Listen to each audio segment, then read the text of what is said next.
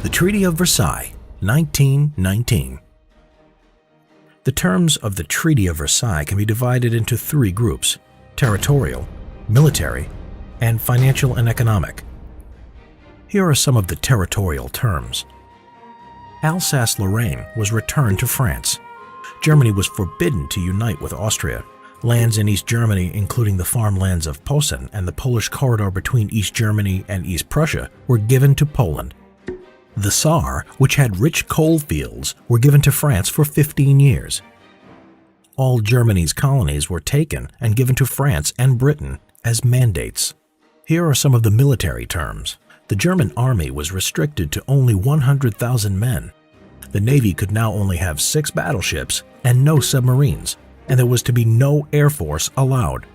The Rhineland was demilitarized. This meant the German army could not go to this area between France and Germany. For the financial and economic terms, Germany would have to pay reparations, which would eventually be set at an enormous 132 billion gold marks.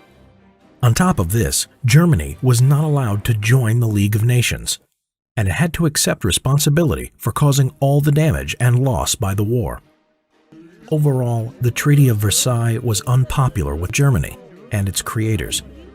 Its terms would go on to be reversed by Germany in both secret and in the open by Hitler, and help cause World War II. Watch our other videos to learn more. Get your copy of Simple History World War I, available on Amazon now.